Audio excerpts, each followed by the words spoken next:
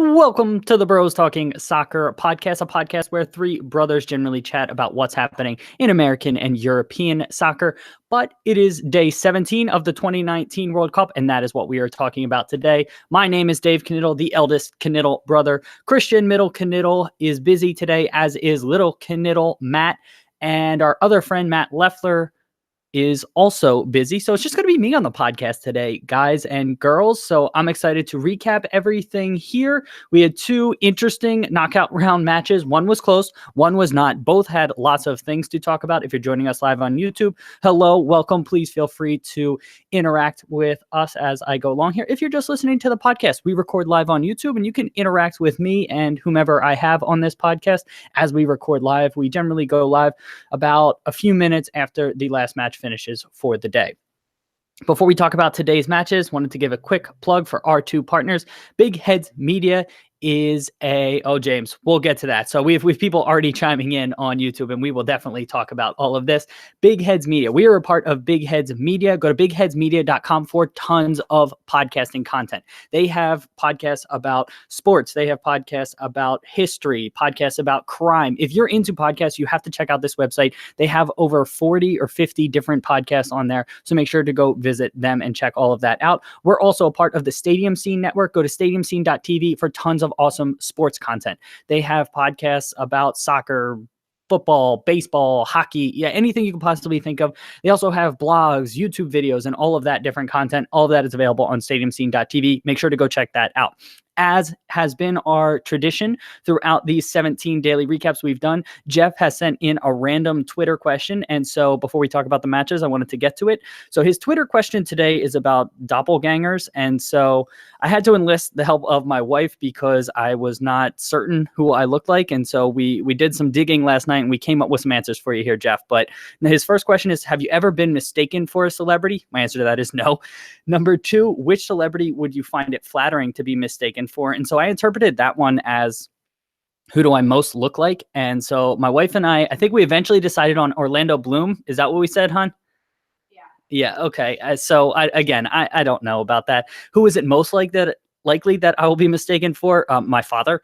Everybody is constantly saying I look just like him, even though I think Christian looks and acts more like my dad than I do. Everybody is always constantly telling me I am like him. We also share names, so I think that plays a factor in all of that. Jeff, make sure to let me know who you think I look like. Because I'm interested to know who you think I look like, because I think that's burned on the question. All right, guys, I know that we have to talk about the England-Cameroon game, and so let's get right into it here. We already have people chiming in on Cameroon's behavior, and we'll talk about that as we go through the game. England ended up triumphing 3-0 in this one. I thought from the very start, Cameroon was, okay, I'll address that, Jeff. Cameroon was really physical early. They had lots of fouls, and that continued throughout the game. There was a very early elbow on Nikita Paris by Loco, and I think she was rather fortunate to only get a yellow here. This wasn't the standard, a player's running by me, I'm putting my arm out to shield her off. It looked almost intentional there. So I thought she was very lucky to escape with just a yellow card there, but that started in, I think she got that in the 4th minute. And England more or less went away from Nikita Paris and really challenging her down the left flank, or down England's right flank, Cameroon's left side of defense. And I thought that was a mistake from them, because once a player picks up an early yellow card, I want to continue going at them, see if you can get them into even more foul trouble, get a red card, and go from there. They didn't do that, and that was a little bit confusing to me. I thought early on, England was doing well to move the ball quickly, and as the half were on, they went away from that, and that was, again, sort of confusing to me. 12th minute, England has a cross. Ijangwe, the center back for Cameroon, settles it, and she's got her back to the rest of the field, and she's facing her own keeper. She goes to settle it, and I don't believe this is a back pass, but oftentimes, especially in the modern game, you'll see goalkeepers not take the risk and just play it with their feet and kick it out. The goalkeeper decides not to do that, and the referee calls a handball here. So for those who may not know, the rule is that if a player plays the ball back to a goalkeeper with their feet, the goalkeeper cannot pick the ball up. That was a rule that was changed, I think, in the either mid-90s or early 2000s. And this one, again, I don't think was a pass back, but the goalkeeper picks it up, and the referee calls it. So it's this weird situation where it's an indirect free kick from about basically 6 yards out. And so England does well. Dugan touches the ball to Houghton, and she fires it low to the far post. I think the goalkeeper gets it. Well, I know the goalkeeper gets a touch to it, Ndam, and deflects it past Nguene, who's on the far post. And it was unfortunate there that from a Cameroon perspective, but really well done, well taken play by England to keep it on frame and to finish. And so also something that needed to be brought up here, and I don't know how or why this wasn't reviewed because it is clearly a red card offense. Ijangwe, again, the center back for Cameroon, spits on Dugan. And you could see it very clearly on the television cameras. Dugan has the spit on her arm, and I'm not certain why this wasn't reviewed. And so within 15 minutes of the match starting, Cameroon is rather fortunate not to have 2 players sent off. So for me, that was crazy. And so James and Jeff are both chiming in with their thoughts there. And the spitting was really... I never want to see that. It's very disgusting. And I don't know how or why that wasn't reviewed because it clearly wasn't seen by the referees and it's clearly a red card offense. And so VAR could have definitely looked at it. And I know we're not in favor of VAR from a lot of different perspectives, but this is one that seems pretty clear cut. Also, the earlier incident with the elbow, again, could have been accidental. So I'm okay with the yellow card, but I still think it could have been a red card. I thought throughout England, specifically Jill Scott, was doing a really good job of making runs into the defensive line of Cameroon, and Cameroon was really struggling to track her. And so they weren't sure if the midfielder should have followed her, if the defenders were supposed to pick her up, and that was creating space for the other England attackers. And there were some other runners from England, but Jill Scott specifically, I thought was doing a good job of doing that throughout. In the 32nd minute, Cameroon has a free kick from about 35 yards out, and Fujo touches it to Nganamwi, who shoots. And Cameroon didn't have a ton of opportunities, but this gets back to something I've harped on with watching Cameroon play throughout this tournament. It's just the decision-making in that situation where you don't get a ton of opportunities to do something that selfish from Nganamwi from 35 yards out when you have players forward, serve it into a dangerous area, and who knows what can happen. Again, the decision-making there, I just didn't agree with, and I didn't understand that. Similar situation in the 34th minute, and Nganamwi has the ball again from about 25 yards out. She's got some runners there. She decides to go it alone, slips while she's trying to shoot, so that's a bit unfortunate. But again, it's probably not the right decision to try to shoot through traffic there. Try to get it to another player and see if you can create a better opportunity. Throughout the tournament, Nguene has been Cameroon's best attacker, and I didn't think she was really involved through the first 35 minutes. She ended up flipping flanks around the 30th minute, and originally she was on the same side as Lucy Bronze, who was one of the best outside backs in the world. And once she flipped, I think she started to get a little bit more involved in the game when she was going up against Greenwood, and that was interesting to see. But overall, Cameroon didn't have a ton of opportunities. And then we get to when things really started to come off. Okay. So we got a bunch of comments. I'll get to them once we get to halftime, guys, about VAR. But 49th minute is more or less when all hell breaks loose in this match.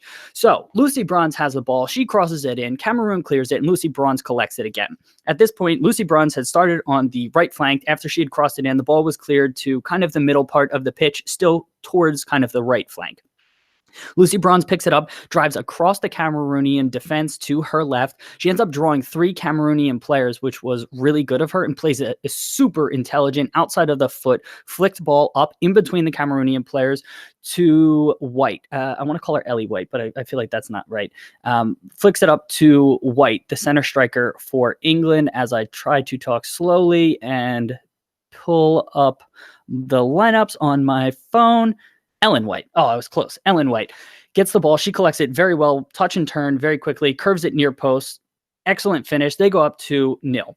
This one is ruled out for offside. It then goes to VAR and is given by the center official. Ellen White is clearly onside here, but the Cameroonian players feel hard done by this. Apparently, there was a replay shown in stadium, and the Cameroonian players saw it and assumed that she was offside, even though, again, from the replays that I saw on TV, she was very clearly onside and it wasn't even particularly close. And then Cameroon has a really interesting decision here where they decide not to do a kickoff for about 2 minutes. They end up doing a player huddle. I don't think I've ever seen this before, but they end up doing a player huddle in the middle of the game. Again, it's not halftime. It's not a normal situation where the half hasn't kicked off, where sometimes you'll see this. And again, it delays the game by a good additional 2 to 3 minutes. And the Cameroonian players are clearly upset. I thought that they were going to walk off in protest at this point. And again, I think they were clearly upset about the decision, but at the end of the day, I think the referee made the right decision here. And it's frustrating by all accounts for everybody involved. It was something very, very odd to see. And then it's halftime. So we have a couple questions here on YouTube. Let me get to them. And game was something else, but come on, VAR, it's time to shine. That's from Sal. And Patrick thinks VAR is fine. It's the people running it that's the problem. I would agree with that to an extent. I think that VAR is being overly relied on in a lot of different ways, and that is certainly the case. And specifically what we'll talk about in a minute here on Cameroon's goal that's overruled, VAR should only be used for clear and obvious errors. That's what it was intended for. And now what we're doing is we're really splitting hairs with these decisions. JP Dellacamera brought it up on a broadcast recently where he said, if we're not able to decide within 30 seconds of seeing this, it's not a clear and obvious error.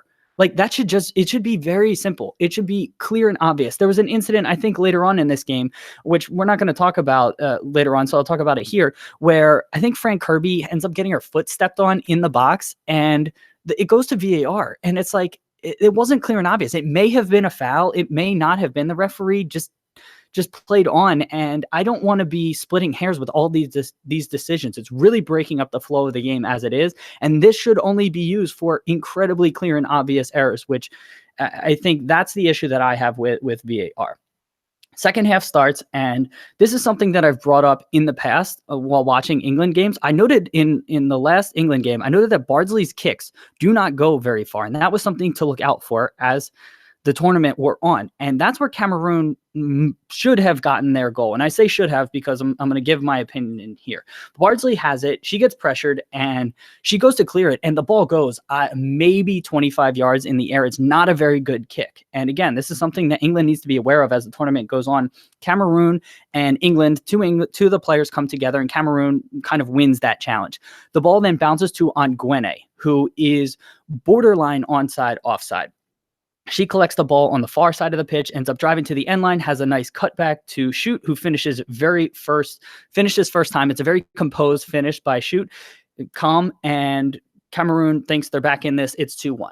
Now, it goes to VAR, and it's ruled offside because when the replay is freeze-framed, the Cameroonian player on Nguene's foot is maybe offside by an inch or two. It's honestly so close. And what Tim Vickery has said, and I've seen on social media, is that there's a time when the ball is striking a player's foot when the replay official can pause the actual frame by frame of the shot. And so depending on when this is actually freeze framed, Nguene could be onside or offside. And again, this wasn't a clear and obvious error for me. This was, again, splitting hairs, and it's not black and white in this situation. I know everybody wants to say offsides can be black and white, which it can be in certain instances where someone is clearly offside by yards and or feet. This was inches, and again, it really depends on when the replay official freeze frames that stoppage of when the Cameroonian player is striking the ball for whether Nguene is offside or onside. And so for me, this wasn't a clear and obvious error, and it should have stood. So, yeah. And so James is agreeing with me. Thank you, James. I always appreciate it. But we shouldn't be looking at these instances where it's like the bottom of somebody's cleat or it's inches. We should be looking at these instances when it's feet that we're talking about. And again, we're trying to over kind of police the game with VAR, and that's where I stand on all this. Cameroon then, again, at this point, they're losing their minds. Shoot was on the verge of tears. The manager of Cameroon is hugging the players, trying to calm them down. They're looking like they're about to walk off the pitch. And it's just, it was tough to watch from a lot of different perspectives. And the thing I want to bring up is that people are saying that young girls are watching this and these players need to be role models and things like that. I don't always subscribe to that thought. At the end of the day, they should just behave better for sportsmanship purposes and all of that. I get that they're frustrated, but I don't always love the arguments that, children are watching and how could they possibly behave this way. I don't understand that. I mean, we all get emotional. These are huge stakes and there's a ton of pressure here, and sometimes our emotions get the better of us. And again, I don't subscribe to the idea that young girls are watching and so these players are shameful for the way that they behave. They were shameful for the way that they behave for a lot of different reasons, but the role model aspect, I don't always subscribe to. 54th minute, let's get back to the game here. There's just a terrible back pass by Greenwood, and Takunda, with one of her first touches of the game, comes in one-on-one with Bardsley. She shoots it right at her. Bardsley makes a good save, but England looked really shaky in this match. Now, this wasn't a normal game. This was very odd with all the stoppages, with Cameroon losing their composure, but England did not cover themselves in glory, even though they win this match 3-0, specifically on the defensive side of things.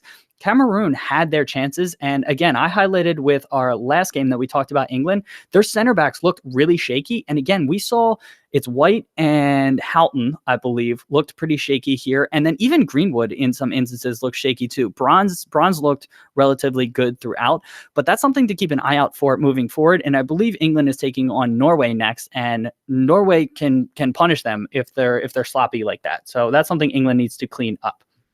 58th minute, England gets their third goal and pretty much seals this game. So there's a corner. It's played on the ground by Dugan, and there's a nice looping run by Greenwood and just an excellent finish. Dugan drives the ball low and first-time finish here by Greenwood. This came right after Ijangwe picked up a knock and had to come off the pitch for Cameroon. And I think that probably she's a center back. I'm sure she had an important marking job, and Cameroon is just probably a little bit flustered with her coming off, and that's why England is able to lose some marks, and that's where England gets their third goal.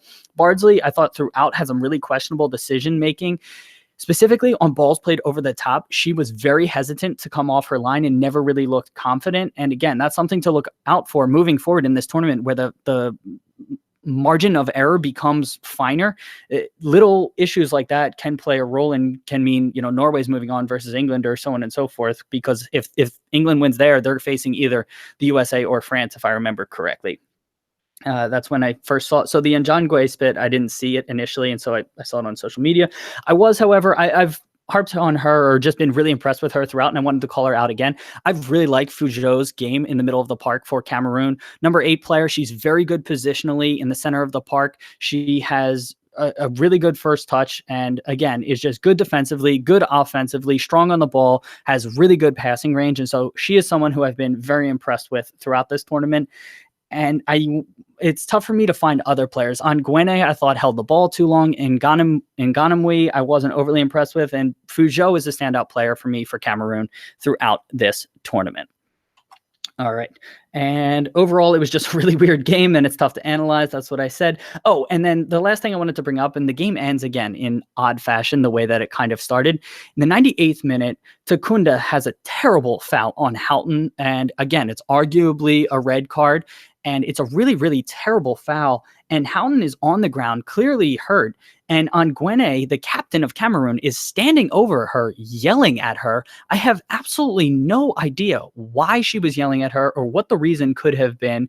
And it was really odd that the referee didn't just blow the whistle, end the game, and everybody goes their separate ways. This is a knockout round. There's no more goal difference. There was no reason why the ref didn't just blow the game at that point. There were 7 minutes of stoppage time added on. We had the 7 minutes. And again, it was just letting emotions continue to boil up. And I didn't think the referee had a bad game. I know people on social media were really giving her a rough time. I thought, given the circumstances, she was able to keep control the best that she could. But this decision was really sort of odd for me on that one. And because also getting back to the VAR offside call for Cameroon, I don't even think she looked at it. I think she just relied on the VAR. So I thought the referee had an okay game beyond just this weird sort of incident at the end of the game. And so this one ends 3-0 to 3-0 to England. They're moving on to face Norway, and overall just an odd game from every different perspective. So if you are listening to the podcast, you are going to hear a little bit of music and then a plug for one of our partners on Big Heads Media, and we'll talk to you soon. If you're watching live on YouTube, you're going to see me just continue to talk because I don't remember who I'm supposed to plug. So I will add that in post-edit. But go check out Big Heads Media if you're watching on YouTube. They got all kinds of awesome podcasts. I think it might be Two Rash Challenges, which is a soccer podcast. And those guys are awesome. And so go check them out. All right. I'm going to welcome people back, and then we will talk about France versus Brazil. Welcome back, everyone. I hope you enjoyed that break there. Let's talk about the second match of the day, which was France versus Brazil. And this one was more entertaining and definitely more competitive. So France ended up prevailing 2-1 in extra time. And first thing that I noted is that Formiga was a huge bonus for Brazil. I thought that they've really missed her their last few matches, or match and a half. And just her positioning and composure, positioning defensively, composure on the ball in possession. It's just so evident when Brazil plays. And I thought it was really odd that she was the first sub, or one of the first subs for Brazil. Again, I just thought that she was so important for them. France was starting their pressure at about 3/4 length of the field. So their line of confrontation was about 3/4 from their own net. And that was only when the goalkeeper had the ball. When there were turnovers, they kind of had a press pretty quickly into it. So that was just defensively how France was lining up.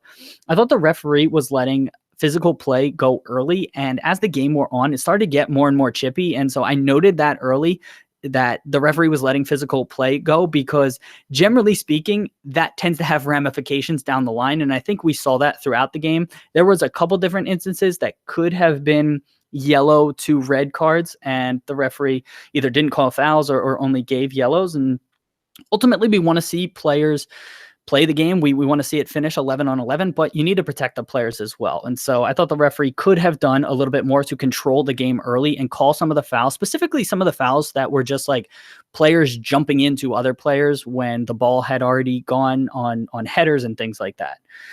First thing that I noted from a minutes perspective is France's goal that is ultimately ruled off. And this one is so weird to me. So it's a throw-in for France in their attacking third on the right flank, and throw-in, and Gianni does excellent work to spin Tamares on her back, and so down the sideline, and then is able to cut towards the end line. She serves in an excellent teasing cross in between the 6-yard box and the penalty spot. Barbara, the goalkeeper for Brazil, comes out, and Gauvin, the striker for France, both challenge for the ball. Barbara gets a hand on the ball, maybe 2 hands on it, and Gauvin collides with her. The ball comes off of Gauvin's shoulder, definitely, chest, shoulder area, and goes into the net. Goal is called, and then it goes to VAR. We still don't have clarity on why this ultimately was overturned, but VAR overturns this for a foul.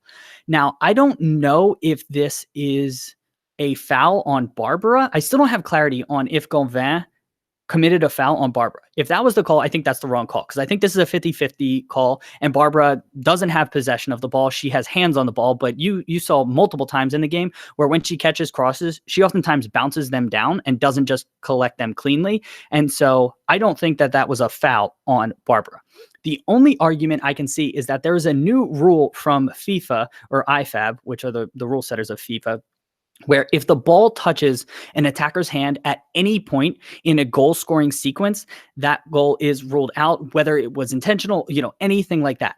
And on the replays, again, you could see the ball potentially graze Gauvin's hand before it hits her shoulder. Again, this is not a clear and obvious error, so I don't think this should have been overturned. But if we have clarity on if this was a handball called, I would be okay with that more than if this was an actual foul call, because I don't think it was a foul whatsoever. If it was a handball, I could maybe become okay with it. But again, I don't think that this was a clear and obvious error, and I thought the goal should have stood, and France should have, had that goal. Brazil was playing just very up and down. So they weren't necessarily knocking long balls, but they weren't trying to possess through their midfield. It was get the ball into midfield, get it forward. And the match, though there were a lot of fouls, both teams were trying to play the ball very quickly up and down the pitch. And so even though there were, like I said, a lot of fouls, there still was a decent tempo when the ball was in play. So that was interesting to follow throughout the first half. 36th minute, there is a yellow to Renard. I'm okay with this being a yellow card. So this is the play where Dabinia has the ball is bouncing a bit, and Renard comes through with her cleat exposed. She gets a foot on the ball, but follows through with her cleat high into Dabinia. She actually rips Dabinia's socks with her studs. And I know Tiasa, the Brazilian center midfielder, was incredulous that this wasn't called. It wasn't given as a red. I was ultimately okay with this being a yellow card. I thought that it was reckless. She got the ball, but it wasn't reckless to the point of seriously endangering Dabinia. Again, it was in that orange range. And when you're in the knockout rounds, I want to see matches finish with 11 on 11 as much as possible. And so I'm okay with this ultimately being a yellow card, though I could have seen the referee giving a red there. Brazil was really organized defensively. And again, I think so much of that had to do with Formiga being in the lineup. I've been so impressed with her when I've seen her play. And France just really had trouble playing through an organized Brazilian defense throughout the first half. So the last thing I noted from the first half, and this continued throughout the game, after the collision with Gauvin for Barbara and the goal was ruled out offside, it seemed like the French fans took out their frustrations on Barbara. So anytime she had the ball, they were booing her. That didn't make any sense to me either, and that was just a weird decision by them. Halftime comes, and at this point, it is still 0-0.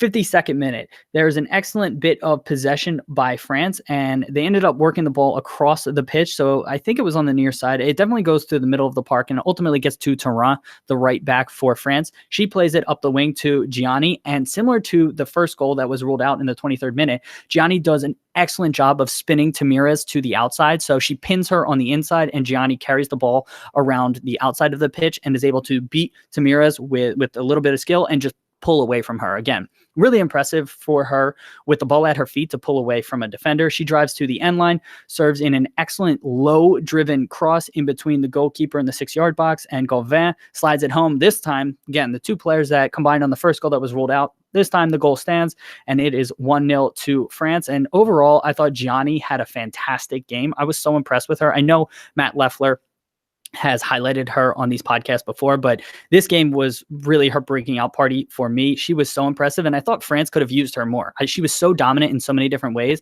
and I thought they didn't use her enough because she was so good.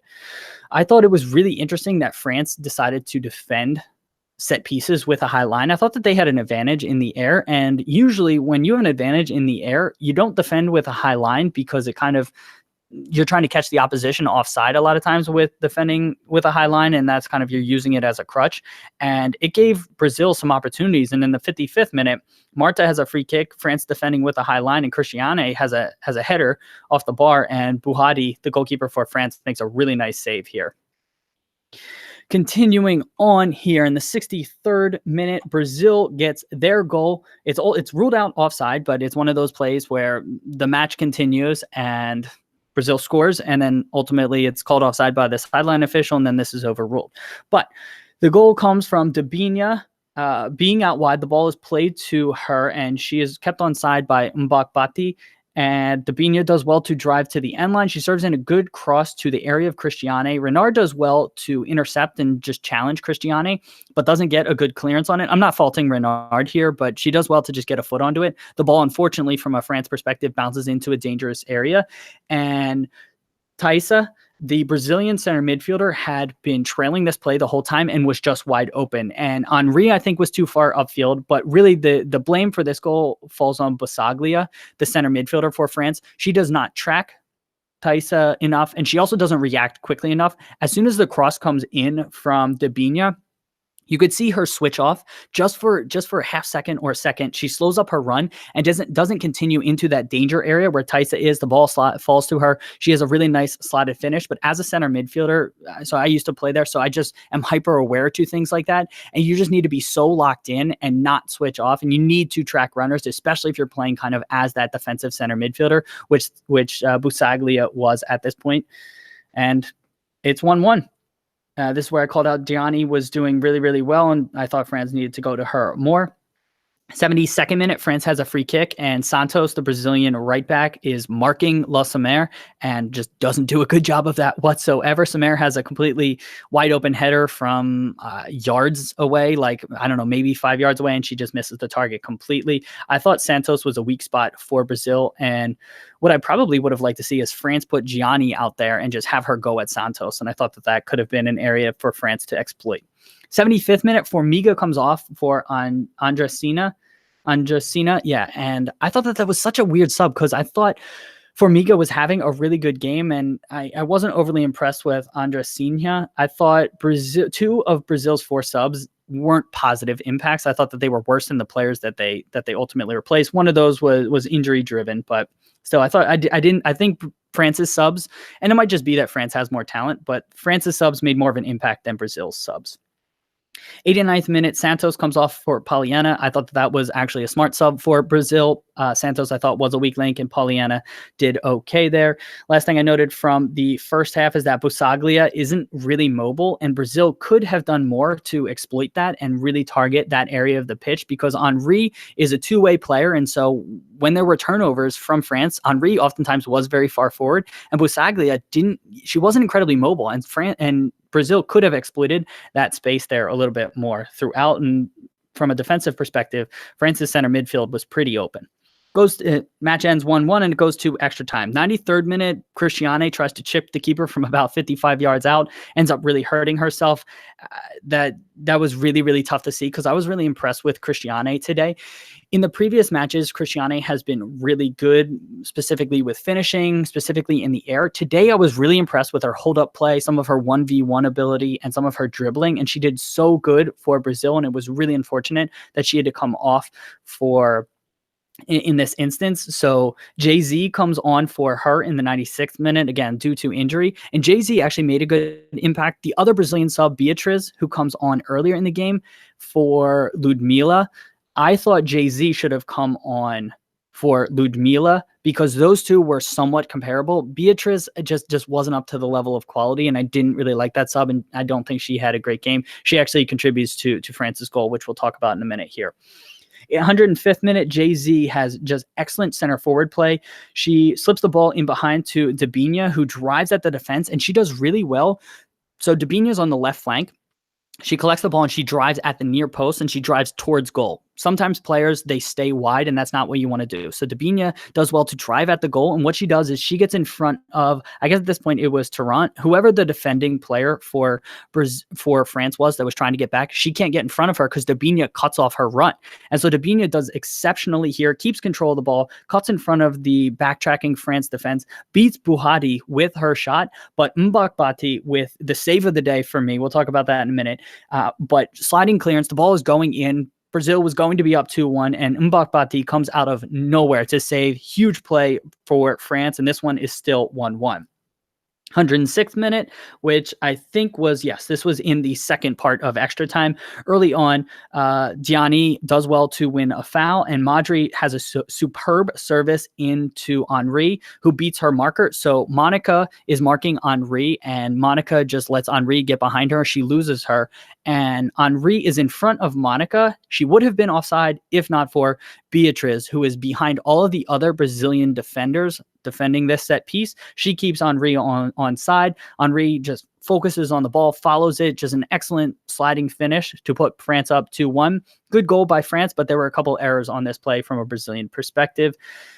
Again, I can't say enough about Gianni. In addition to everything that she did offensively, she was just tireless. It was incredible. In the 120th minute, she is still running up top, just tireless running, and just not allowing Brazil to relax whatsoever. And I think that took a toll on Brazil, because even though they were chasing the game late in it, even though they were chasing a goal late in the game, it didn't look like they had any sort of chance. They looked exhausted. You wouldn't have known that they were down a goal with their World Cup hopes about to end.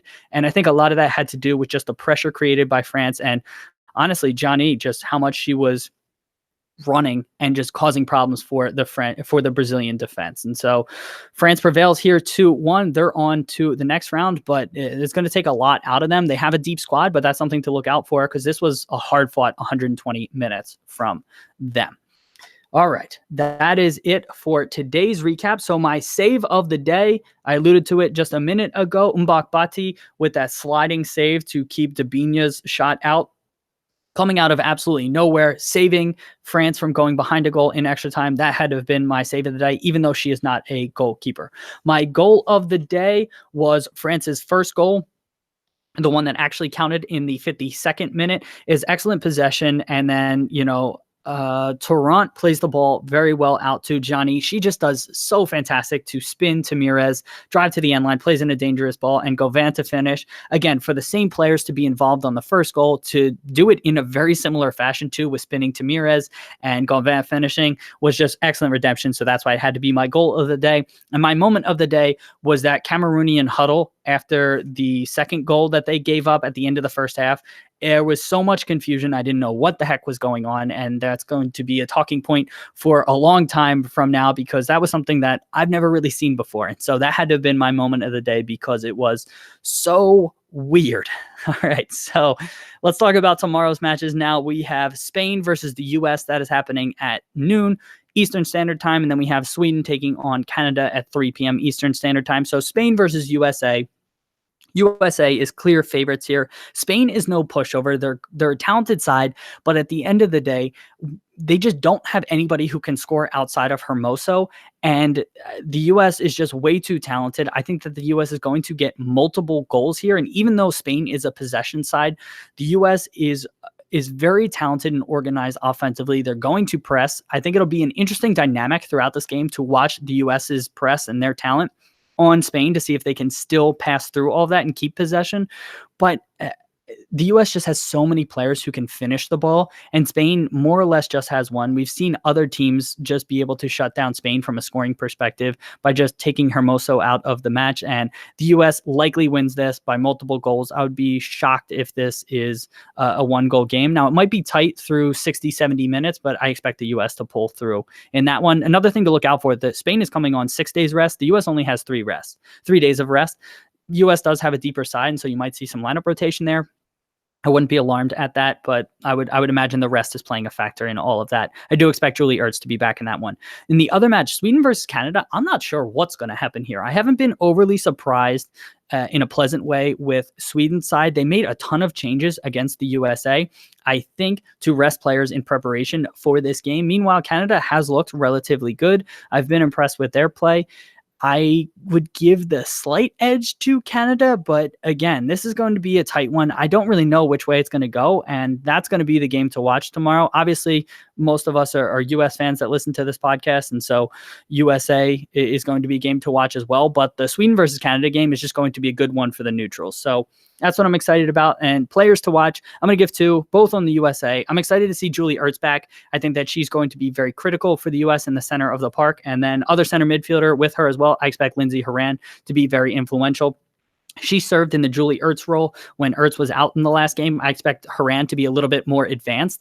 And again, she was really, really impressive for me in the last game, able to switch the field of play with both feet, and just seeing her in a slightly more offensive role, I'm excited to see what she can do there. So those are my 2 players to look out for tomorrow. I think that's it for today, guys. Thank you so much. I always appreciate everybody being here, people that have interacted with me on YouTube. Thank you.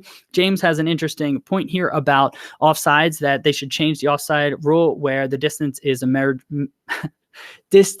a measurable foot, not inches. So again, that's just overarching. I've seen other people come up with that suggestion, and so I understand where you're coming from. I think the offside rule is fine the way that it is. I just think that when it comes to VAR, we can't be policing, splitting hairs here. And again, it comes back to what I was talking about before. As much as we think that technology makes the issue black and white, even offside is not black and white because it really depends on when the freeze frame occurs. And these are split second decisions that make an impact. And the technology isn't perfect. So that's where I stand on all of that. If you liked what you heard here, please leave us a review on iTunes. 5-star reviews help us the most. We would greatly appreciate that. And we would just love you forever if you did that. If you want to get in contact with us, our Twitter is @BTSoccerPod. Make sure to follow us on there and interact with us. Our email is bros.talking.soccer@gmail.com. We have a Slack channel. If you want to get on there and chat with soccer fans from all over the world, send us a tweet or send us an email. Make sure to check out our website, brostalkingsoccer.com. We have information about myself, my two brothers. You can check out our past episodes. We have YouTube videos on there. We record all the podcasts so you can see them. We also do these videos for MLS called Quick Kick Picks where we're previewing the matches. I know people have been enjoying that, and we have a ton of fun making them. And we have a store link, so if you're buying anything on Amazon, go to our link, and no additional cost to you. But if you end up purchasing something, we get a small percentage of it and help support the show. We also have some long sleeve t-shirts and some sweatshirts. If you want to buy some merch, that would be really, really cool. Thank you, everybody. I always appreciate it. I hope you've had a fantastic weekend, and I will be back with another podcast tomorrow right after day 18 of the World Cup, and Matt Leffler should be joining me. Have a great rest of your weekend, and we will talk to you soon. See you, everybody. All right. And anyone that has joined me on YouTube, thank you so much, guys. I really appreciate you all being here. Sal, Patrick, James, and Jeff. Thank you, guys. And hope you enjoyed today's podcast. Keep questions coming. I always love the interactions. And, this World Cup is really starting to heat up. As much as the knockout rounds were interesting and intriguing, just 2 days or as much as the group stage was interesting and intriguing, just 2 days of the knockout round has been incredible. And John, I'm not sure what I should think about the John Cryer reference, or Jeff. I'm not sure what I should think about the John Cryer reference there. I don't think I look like him. So I'll ask my wife, though, and get back to you. But hope everybody has a great rest of your day, and we'll talk to you soon. See ya.